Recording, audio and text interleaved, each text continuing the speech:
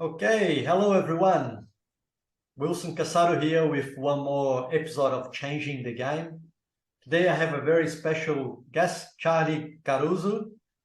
So I'll do something different today. Charlie's bio is way too interesting for me to be reading. So I'm gonna ask the normal question and go from there. So welcome to the show, Charlie. Thank you for having me. So let me start with this. So Charlie, as I mentioned before, so I normally ask people, or I normally read the bio.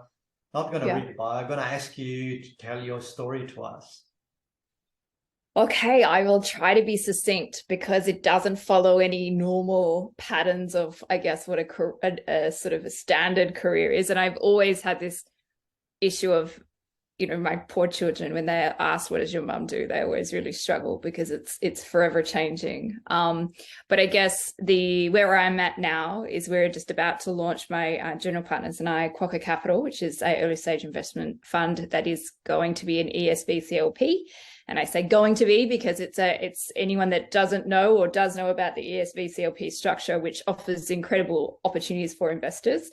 It's also a very long process and we're a year into it and we are very, very close to being able to make the submission. So 2023 we're hoping to be the year that we're actually writing the checks.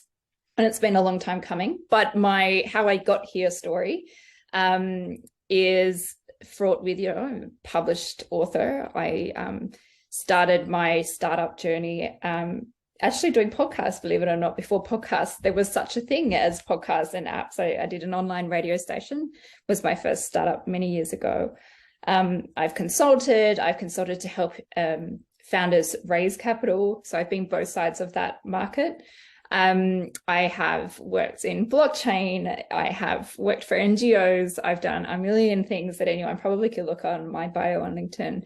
But I guess the central tenet is my obsession with solving problems, from a variety of different angles. And I've always been drawn to disruption and technology, which is sort of investing in a early stage venture sort of suits me really nicely. It's been the right landing, I guess. Very nice. So we hear, I'll take this as an advantage. So I'm hearing that you have these very diverse career or different career, let's say.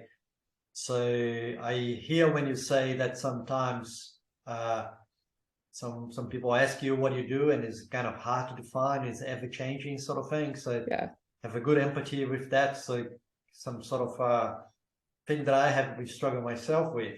So if we go a little bit earlier then, so do you remember when you still, say, a young woman and, trying to figure out what you're going to do? So have you ever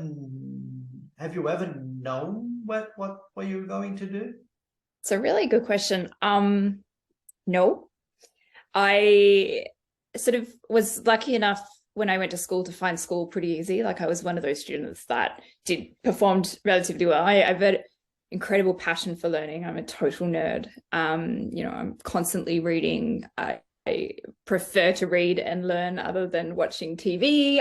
I've always been that way. And so I had the opportunity and was told, even though I wanted to write, I've always been sort of a storyteller, I guess, at heart. Like I'm good at being able to understand complicated things and then sort of retell it in more simple manner, I guess. But I was told at school with my grades, I should aspire to be much more than a writer and I should be a doctor. And then I got sick. I got a medical condition smack bang in the middle of my TE last final year. And that sort of forced a shift, which I'm actually retrospectively forever grateful for.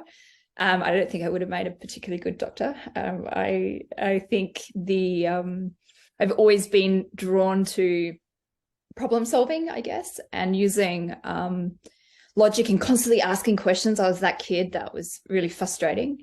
And so I think, everything's gone the right way, but there's never been a real plan. I remember writing my first legal contract. I didn't know it was that when I was 9. My sister had got a lock for her room, so I had stopped stealing her clothes. And I wrote this like, I guess I was trying to convince her that should be able to borrow her clothes, but I put these set of rules that ended up being like 5 pages long. And my mum told me then I should be a lawyer. And the irony is I actually just finishing up my international law masters, and I have fallen in love with law, but not in the way that I thought it was, like this, doing litigation or anything. I love the law as in looking at policy problem solving with the law. And so that, yes, the long answer is no, but I always knew that I had something magical, I guess. It sounds a bit silly, happens when I start writing. It's something that comes really naturally to me.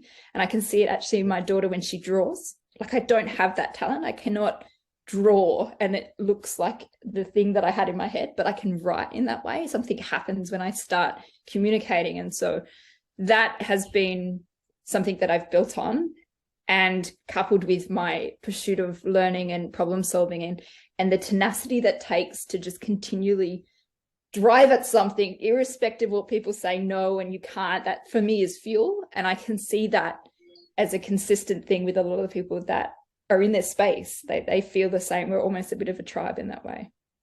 Very nice. So, I should show you this sentence that I use in my life that, is quite significant. So I'm looking here because I can read it. So it talks about the greatest pleasure in life is doing what people say you cannot do. Yeah. There you go. See, same tribe, same thinking. Yeah. So tell me, and then you ended up being a founder. You mentioned about podcasts when podcasts didn't exist. So not very frequently we're talking about, we're doing startups and exits when you didn't use that sort of terminology, like a startup or exit sort of thing didn't exist as part of the terminology. But I'm more interested in so you decided to venture, to be an entrepreneur. So how was that journey? Well, it was accidental, as most people will say. It was to solve a problem, which is usually the cause. It's the catalyst for most. It's always the catalyst. For me, I was stuck in the traffic because I turned the radio off. I had my 2 little kids. They were really little in the back, and I was taking them to daycare, I think. And I was listening to this radio that was just talking nonsense. And then Rihanna S&M, which is lyrics that I would never want my children to sing along to, was on. And so I'm just constantly flicking. I got so tired of the nonsense that was being spoken about that I just turned it off. And then I went straight into a traffic jam that I would have known had I listened to the radio. And I thought there has to be something better here. There has to be, surely, instead of talkback radio I think what I caught was they were talking about a cricketer's wife who had just lost a baby weight. And I was just so infuriated by, is that the best we've got? Like, there are so many things that as a parent that I want to know about, and that is not one of those. Can we not do better? Can we not have guests that are talking about, this is also pre-podcast, right? So this is not, everything was radio. Online radio hadn't developed. iPhones had only just come into an existence. And I was thinking, surely we can do a radio station that was for parents. It's not even like that's a niche market. You could get advertisers. I could just see this business model. And I was thinking, there's no way that this doesn't exist. There's no way. And so when I finally did end up getting to work, I Googled it, and I was really shocked that had not really manifested in the way that I sort of conceived of it. And so I embarked on trying to get a radio station license, and that took me to the Ombudsman and that's a whole other story. But it landed in me doing an online radio station and podcast before podcasts existed. And it taught me so much. It was the best failure. I don't really believe in failures, but it was the best commercial failure in the sense that I was too early. It was like the technology timing was really off. It taught me that the commercial model wasn't right, because I was forced to make so many compromises. It then compromised the commercial model, and it just wasn't right. And it taught me everything. And that ability to push, you need to be a successful founder. You have to have enough grit and determination to look at every angle to make it work, but the internal fortitude to walk away when it just isn't going to work. And I think for me as an investor, but as a founder, that is I mean, every founder is the earliest stage investor, so that for me, they're one and the same. But that lesson is the secret. It's that those that are successful come out of that stronger and wiser. And those that are completely defeated by that decision, we're just never going to be able to make it as a founder, because that is it.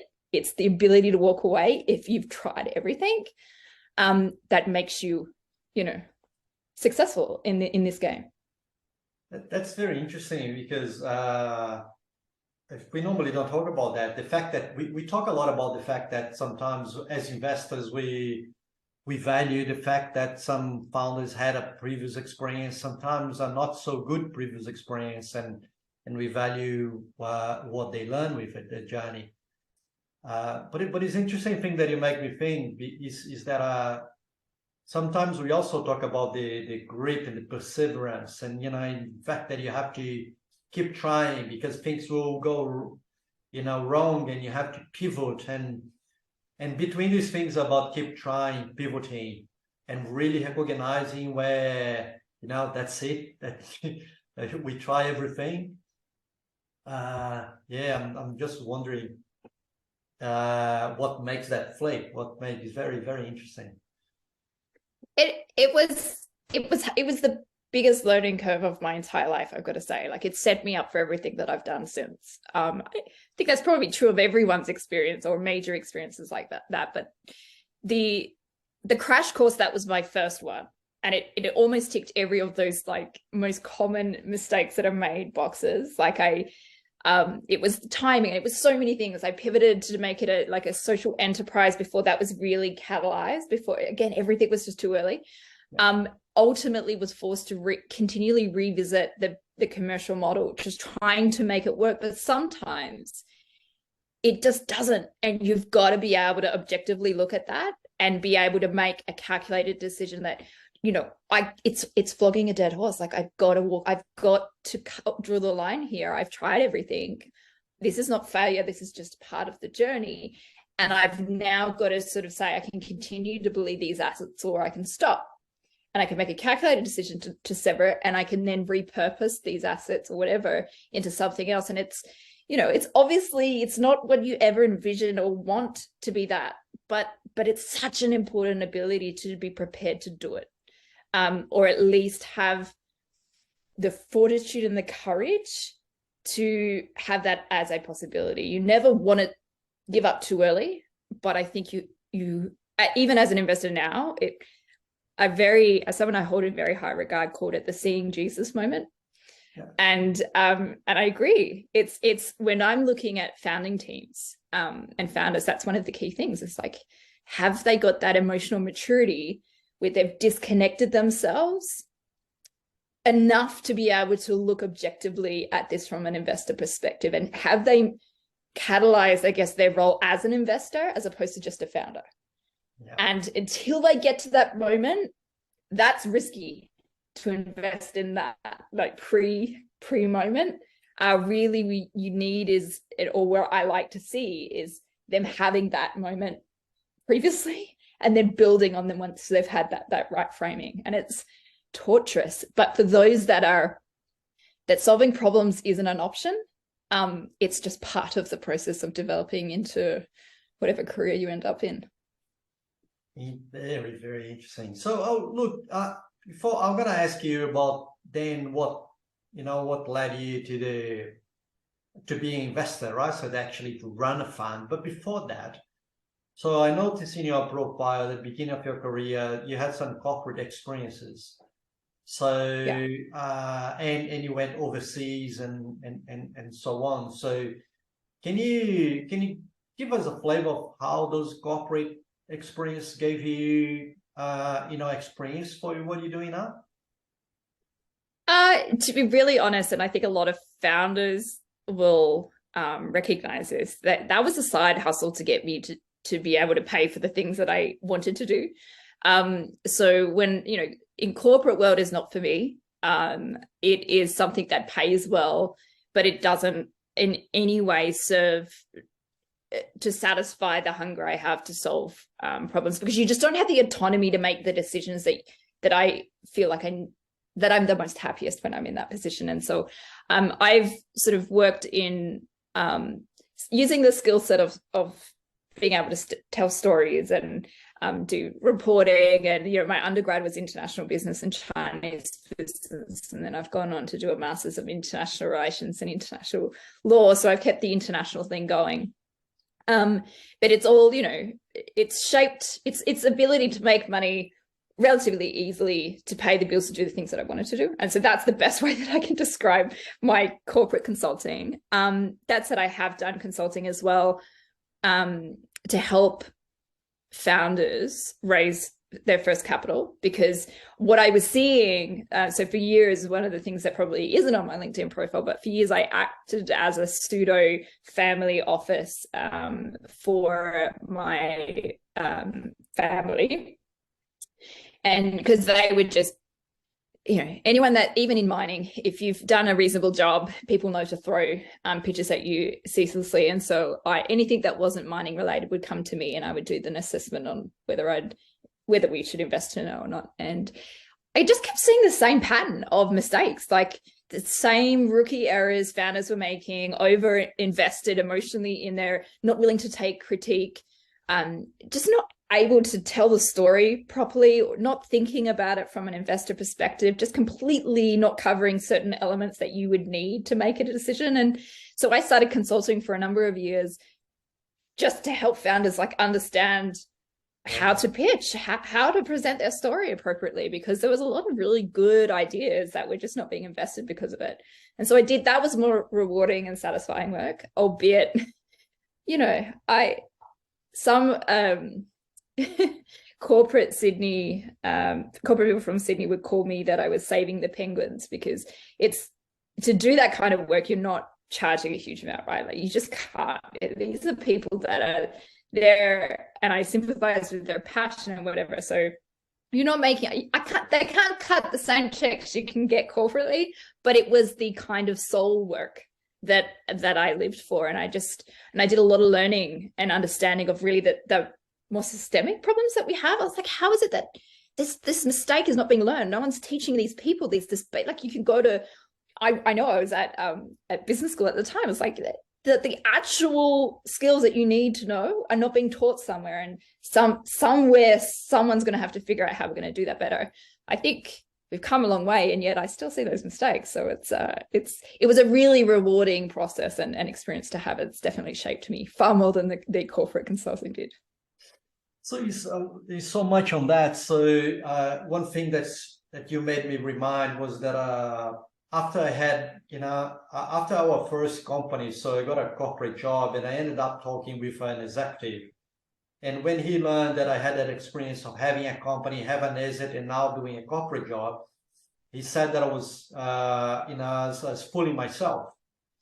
Because after having that experience, you're never going to adapt to a corporate job ever in your life again.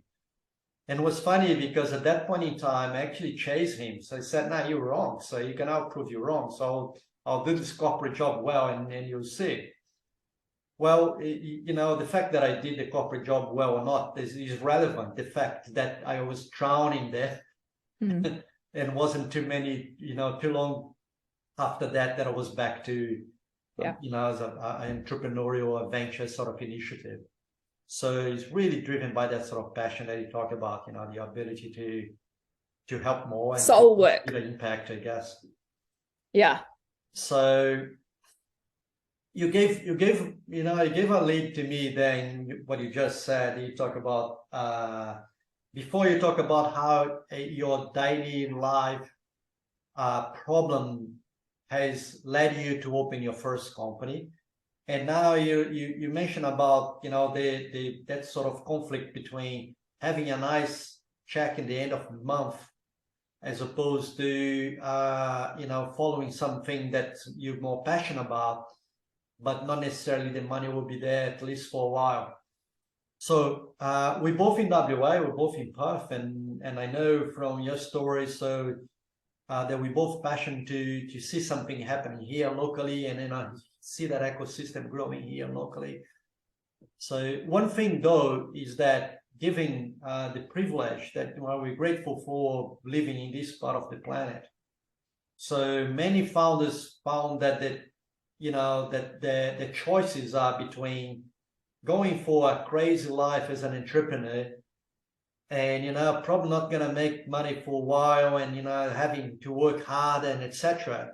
In contrast to relatively easy, have a six-figure sort of, mining job and, have that sort of certainty in your life. So my question for you is, being in this environment, do you think that sort of choice is available that prevent more founders to come up? It prevents, that sort of entrepreneurial activity to be bigger in here locally? I mean, that's why we're doing the fund.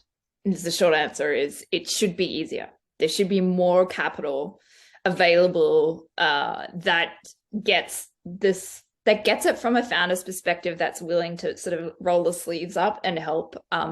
The black and white, you work for corporate or you don't, isn't how it should be. It's not the right decision. It's, for me, that's a decision of like you're compromising or trading in happiness. If you're that way inclined, you're fed by resistance or what people say you can't do, you're never, in my view, going to be satisfied in a corporate 9-to-5. No matter, as you said, no matter how successful or good you are at that role, is it going to make you fulfilled and satisfied? And there are certain people that does, and that feeds them internally. And then there's others like myself and yourself that it doesn't.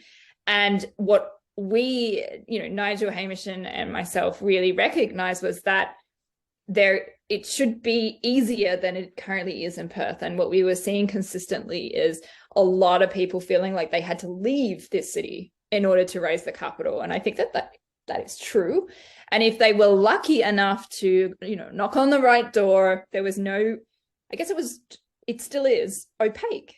Like the early stage capital landscape in this city is opaque. It's not transparent. It's not very clear who to go to, under what circumstances, for what kind of check. It's always been really tricky. And there was this whole mantra of you got a list, and we know what largely happens to early stage tech companies when they list. It's bad advice. It's not suitable for them. We know the most successful technology companies stay private for as long as possible. And so it just hasn't been easier. And I think that there is a huge amount of, I don't want to say innovation wasteland, but it kind of is, of ideas that were brilliant and founded teams that were incredible, that because of the lack of access to capital or early stage capital or advice here, who weren't able to leave, those businesses didn't happen. And I think that that's a travesty. And so that's the why for us. It's not to call ourselves fund managers, or, it's not chasing. I mean, obviously for us to be successful and for that vision to be really realized financially, we have to make the right decisions. We have to back the right horses and we have to be successful, but that's not the driver. The driver is solving this deeper problem in Perth of this lost opportunity, and that there should be more options available to founders here. Absolutely. That's a class. So that's very good. So tell us a little bit more about Quokka Capital. What is it? So it will be in 2023 a early stage venture capital limited partnership, which is often just called a ESBCLP, which is an incredible structure that the federal government, I think it was in 2015, came up with to try to encourage or create a carrot to incentivize investors to invest in early as opposed to later on when the risks are less. And so it provides enormous amount of tax incentivizations for those that cut a check.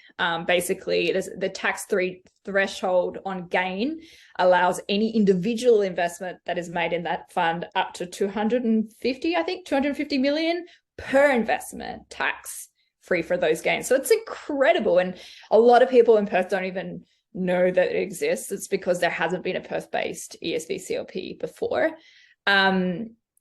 We started the process, actually Charlie Gunningham, which most people in this space know very well, he brought quite a number of us together, like I want to say 2 years ago. It was a reasonable time.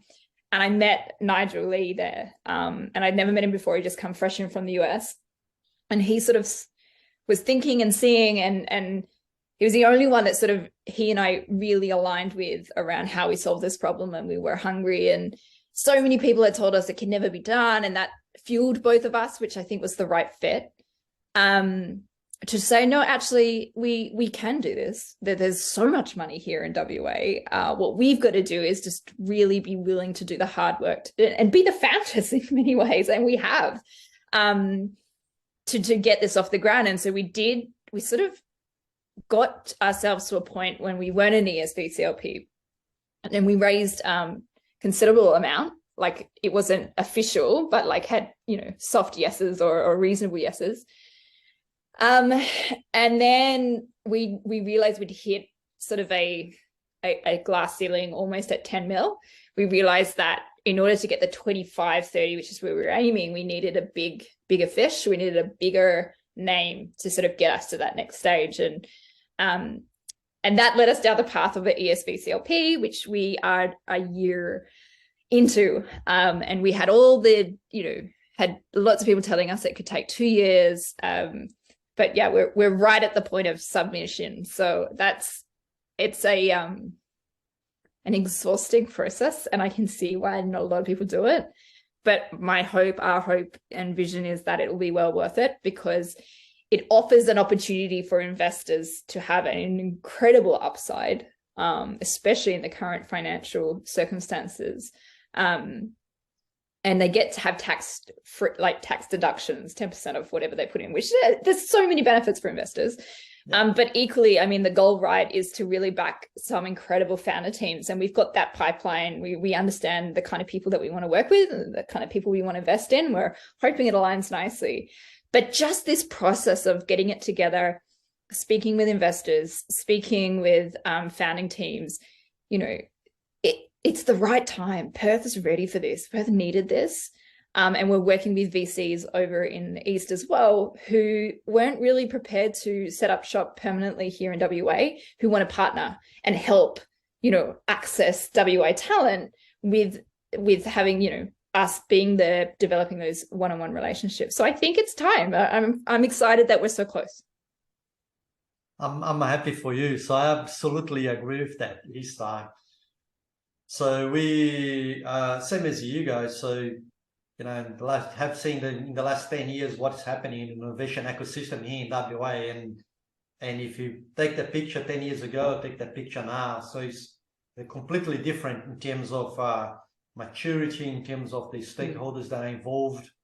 So, but it's still the beginning of the journey. So it's very good to have people like you guys trying to do that. That's awesome.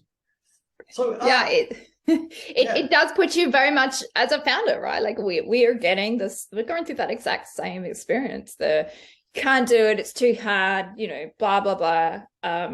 Absolutely. But it's fuel for us. Yeah. So Charlie, have you what about the investments you have made? So would you have any story for us or any founder? Every time that I ask for, what was your preferred founder, preferred investment, nobody gonna answer that question because I can have a preferred one. But what is the story you think you could share with us? That would be good.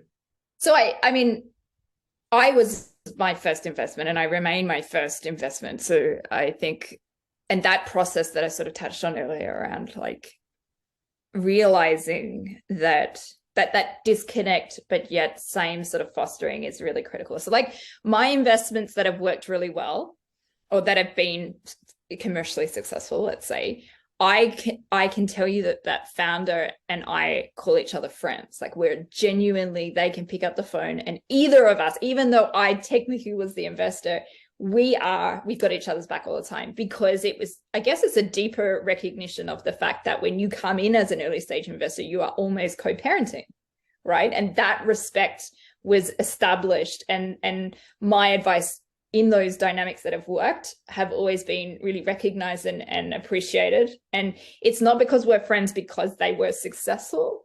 They were successful because they had the appropriate relationship with their early stage investors. That is exactly the same, but in reverse for the investments that haven't been successful. It's not because I've fallen out of I'm no longer really in contact with them because the investment's gone poorly. The investment's gone poorly because there wasn't that real respect and close collaboration with the early stage investors. And I think that's really critical because I spent a lot of time trying to explain this dynamic. I think it's possibly the most important dynamic. And the expression, you back the jockey, not the horse. It's such a cliche, but it's so true. The best analogy I can give is that a startup or early stage venture is like a child, in that you're the first investor, but you also have to accept that success means that your role will diminish over time. And so that your role becomes choosing the right co-parents or the right educators or the right people that are going to take on the gaps that you will inevitably leave. But the acceptance that your role will diminish, and the knowledge and the comfort in that. The businesses that I see as a personal investor that I've invested in, or that I have looked into investor or know of in the periphery, the ones that go wrong are the ones that don't quite get that. The founders that just can't disconnect their own ego, their own self-worth from this venture, and respect and sort of have the courtesy of those early co-parents, the early other next investors, and embrace the critiques or the advice or the support. If that dynamic isn't right earliest, I've yet to see a company that succeeds at that point. So for me, that's been a huge lesson is the founding teams and the founders that get that, we're really close, irrespective of where that commercial outcomes are. And I will back those individuals forever, irrespective of the particular returns necessarily, because that trust and relationship is unshakable. And that for me is critical. And I know it's critical for Nigel and for Quokka, is that we're really looking at the kind of teams that get that really understand that we both have to be in it together.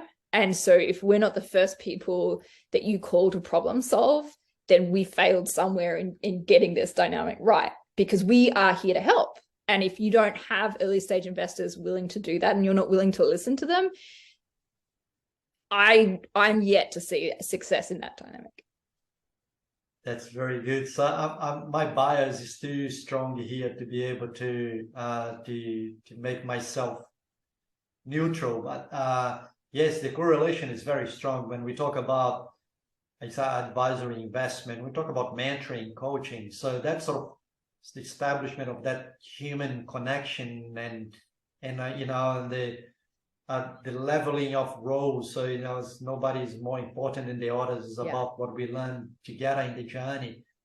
That's so relevant, and the correlation with the things that go well and things that don't are very strong.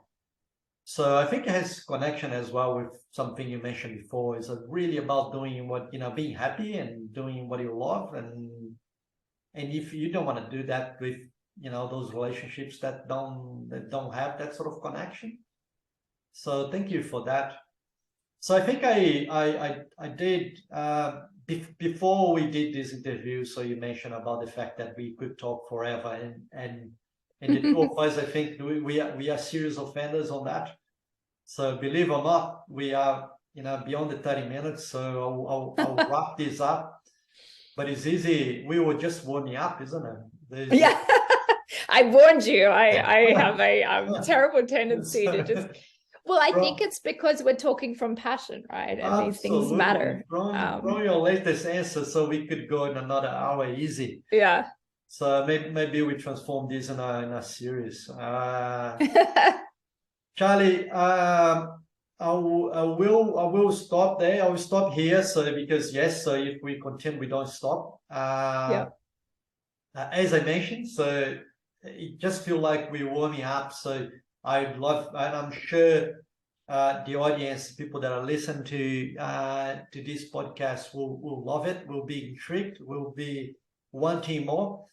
So that's a little bit of what we want, that poke that curiosity, that intellectual curiosity, so people want to learn more and etc. So I'm pretty sure there will be other opportunities for us to chat more and share more of these. So I'm extremely grateful. Thank you very much for the chat. No, it's been a pleasure. I'm happy to come back anytime. And keep up the extraordinary work. What you're doing is really important, and I'm hoping that anyone listening, that it provides some sort of validation of wherever you're at. So thank you so much for having me. Absolutely. Thank you, Charlie. Thank you, everyone that's listening to us. This is the Changing the Game, our show with the final episode for 2022. So we have a new year coming along. So I hope you enjoy your year. I wish you a very best new year. And yeah, I'll see you all in the next episode of Changing the Game. Thank you. Ciao. Great.